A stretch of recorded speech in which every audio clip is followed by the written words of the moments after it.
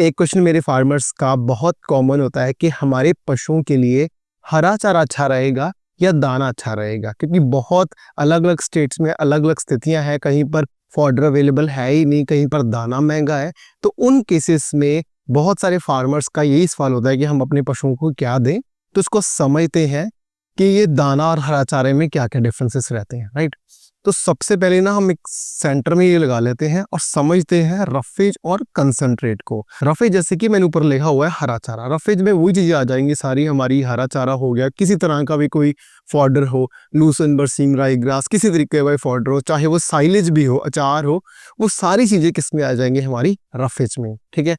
और नेक्स्ट है हमारे कंसंट्रेट्स। कंसंट्रेट्स में हमारे सारे दाने आ जाएंगे। जितना भी हम दाना देते हैं अपने पशु को, फीड की फॉर्म में देते हैं या लिट्टी बना के देते हैं, वो सारे फॉर्म्स किस में आ जाएंगे, कंसंट्रेट फॉर्म में आ जाएंगे, राइट। तो इसको हम कंसंट्रेट कहते हैं, जिसको कि दाने का दूसरे नाम में आप कंसंट्रेट कह सकते हो, राइट। अब आपको ये क्लियर होगा कि रफेज हम कहते हैं सारा हरा चारा जो भी हमारा फॉडर हो गया उसको कहते हैं, राइट। और कंसंट्रेट जो हम खिलाते हैं पशु को दाना एक्सटर्नल इस फॉर्म में, जो हम खुद बना के या लिट्टी बना के देते हैं, राइट। अब हरे चारे में रफेज में क्या होता है, हाई फाइबर। फाइबर बहुत ज्यादा होता है लेकिन एनर्जी कम होती है, ठीक है। ये कि इसके दो बेसिक पॉइंट है, इसमें फाइबर बहुत ज्यादा होगा और एनर्जी बहुत कम होगी। कंसंट्रेट में दानों में क्या होता है, लेस फाइबर और मोर एनर्जी, मतलब टीडीएन वगैरह वैल्यू वगैरह जो है ना वो ज्यादा होगी इन केस ऑफ दाने के केस में। अब आपको पता ही है कि मैंने बहुत सारी ऑलरेडी वीडियोस बनाई हुई है कि दूध में फैट जब कम हो तो फाइबर कम होता है। तो फाइबर बढ़ाना हो तो वो है हरा चारा वगैरह बढ़ाना हो, ठीक है ना। जो इसमें अलग अलग चीजें आ जाएंगी, जो भूसा है वो भी इसका ही फॉर्म है। हम कहीं में कहते हैं ना भूसा बढ़ा दो, वो भी एक रफेज का ही फॉर्म है, राइट, वो भी इसमें आ जाएगा। और एनर्जी ज्यादा दे रहे हो, मतलब जैसे दाने से ज्यादा एनर्जी आ रही है, मतलब ज्यादा दूध बढ़ेगा, राइट। अब छोटा सा कंपैरिजन कर लेते हैं इन दोनों में ही कैसे कैसे काम करते हैं, राइट। तो सबसे पहला पॉइंट है मेरा, जो र्यूमन की पीएच है ना, र्यूमन की पीएच, इसको ये बैलेंस करके रखता है जो हमारा हरा चारा है ना। क्योंकि नॉर्मली र्यूमिनेंट्स बनते ही कैसे हैं, बड़े पेट की वजह से। जो है र्यूमन, उनका बड़ा पेट होता ही इसलिए है वो हरा चारा खा सके। तो जो पशु हरा चारा खा रहे हैं उनके र्यूमन पेट का, र्यूमन की पीएच बैलेंस रहेगी, किसी प्रकार की कोई दिक्कत ज्यादा आएगी नहीं, राइट।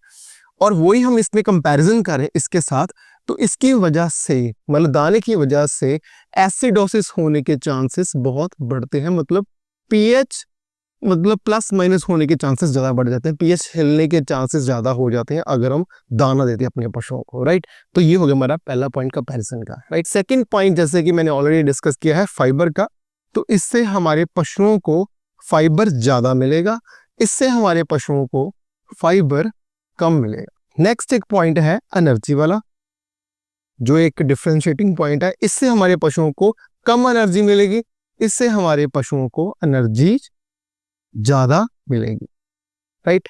नेक्स्ट है कॉस्ट, कितना ये सस्ता महंगा पड़ता है। तो ये हमारी जो इसकी हरे चारे की कॉस्ट है वो कम है, क्योंकि फीड्स वगैरह में खुद ही उग जाता है, राइट। और लेकिन जो दाना वगैरह है इसकी कॉस्ट कंपैरेटिवली हाई है। लास्ट मेरा पॉइंट है वो मेन है हरा चारा या दाना खिलाने का, कि दूध उत्पादन पे क्या फर्क पड़ता है। तो दूध उत्पादन पे क्या होगा कि दूध में जो फैट आती है ना वो इंक्रीज रहेगी इससे, अगर हम हरा चारा दे रहे हैं। लेकिन दूध की जो अमाउंट है, मिल्क क्वांटिटी, मिल्क की जो क्वांटिटी है ना वो एनर्जी से, मतलब कि दाने से बढ़ेगी, राइट। तो ये एक छोटा सा कंपैरिजन है जिससे आपको क्लैरिटी रहेगी हरा चारा क्या काम करता है और कंसंट्रेट क्या काम करता है मोटा मोटा हमारे दूध के प्रोडक्शन पे, हमारे एनिमल्स पे, राइट। एक तरह से ये है कि जो रफेज है, हरा चारा है, हमारी डाइट के लिए बेस है, और जो हमारा कंसंट्रेट है ना वो एक सप्लीमेंट है इसके ऊपर। लेकिन जो रफेज है वो मेन है, क्योंकि इससे क्या होगा, ह्यूमन की हेल्थ बहुत बेटर रहेगी। एक तरह से हम कह सकते हैं कि रफेज हमारे पशु को हेल्थ प्रोवाइड करेगा और कंसंट्रेट हमारे पशु को पावर प्रोवाइड करेगा। पावर इन द सेंस में जैसे दूध प्रोडक्शन हाई होगा, उसका बीसीएस इंक्रीज होगा, तो इस हिसाब से हम देख सकते हैं, राइट। से तो इनकी रेशियो होती है मोस्टली नॉर्मल डाइट्स में। जैसे कोई नॉर्मल एक गाय भैंस है, नॉर्मल दूध उत्पादन दे रही है, तो मेंटेनेंस के लिए, जैसे कि मेंटेनेंस के लिए रफेज और कंसंट्रेट की रेशियो क्या रहती है, 70:30, मतलब 70% हमारी डाइट में रफेज होना चाहिए, मतलब कि ये हरा चारा भूसा वगैरह होना चाहिए, और 30% हमारी डाइट में कंसंट्रेट होना चाहिए। ये मैं बात कर रहा हूँ जो नॉर्मल मेंटेनेंस पे एक गाय भैंस है, राइट। लेकिन अगर हमारा हाई लैक्टेशन वाली गाय भैंस है या उसका दूध प्रोडक्शन काफी हाई है, देन क्या होता है 50:50, मतलब 50% हम उसको हरा चारा वगैरह रफेज वगैरह दे और 50% हम दाना दें, ठीक है। तो ये रेशियो रहती है। इनफैक्ट जब मिल्किंग वाले कॉम्पिटिशन्स आते हैं, बड़े बड़े कॉम्पिटिशन्स जब होते हैं, तो उन केस में कई बार कंसंट्रेट का लेवल ज्यादा रखा जाता है, क्योंकि उससे वही है कि पावर ज्यादा आएगी और दूध प्रोडक्शन ज्यादा रहेगा। अब हर एक चीज का ना कोई लेवल है। अब जैसे रफेज के फॉर्म में हम अगर अपने पशु को भूसा ही देते रहे, जैसे 4-5 किलो हमने भूसा दे दिया, तो उससे क्या होगा, सिर्फ पशु का पेट भरेगा, उसमें कोई एनर्जी वैल्यू नहीं है, कोई प्रोटीन वैल्यू नहीं है, कोई एज इट इज कोई जो मेड अमाउंट में एनर्जी या प्रोटीन वैल्यू है वो कुछ नहीं है, वो सिर्फ उसका पेट ही भरेगा। इनफैक्ट उसमें लिग्निन कंटेंट ज्यादा होने की वजह से पशु ज्यादा रूमिनेशन करेगा, उसकी खुद की ज्यादा एनर्जी लगेगी उसको पचाने के लिए, राइट। सो ज्यादा ये भूसा देने का कंसेप्ट बिल्कुल गलत है।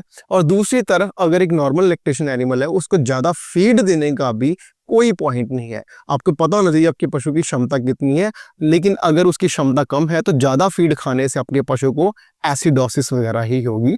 तो अपने पशु की क्षमता के हिसाब से आप कंसंट्रेट और ट्रॉफिजेस को मैनेज करें। आइडियल फॉर्म में जो एक अच्छा डेयरी फार्म चला रहा है, वो सबसे अच्छी बात तो ये है कि रफेज और कंसंट्रेट को जिस हिसाब से, जिस स्टेज के हिसाब से हम उनसे वैसे दें, और इसको मिक्स करके दे, प्रॉपर डीएमआर फॉर्म में दें, ताकि पशु सेलेक्टिव फीडिंग ना कर पाए, राइट।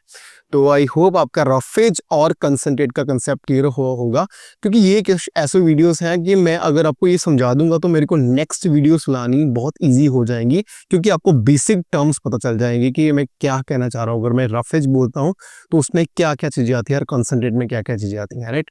तो अगर आपका कोई सुझाव हो, कोई क्वेरी हो, तो प्लीज लेट मी नो मेरे कमेंट सेक्शन, या मेरी मेल आईडी drdamoner@gmail.com मेरे को मेल भी कर सकते हो। और इसी के साथ मैं मिलूंगा अपनी नेक्स्ट वीडियो में। टिल देन, नमस्कार।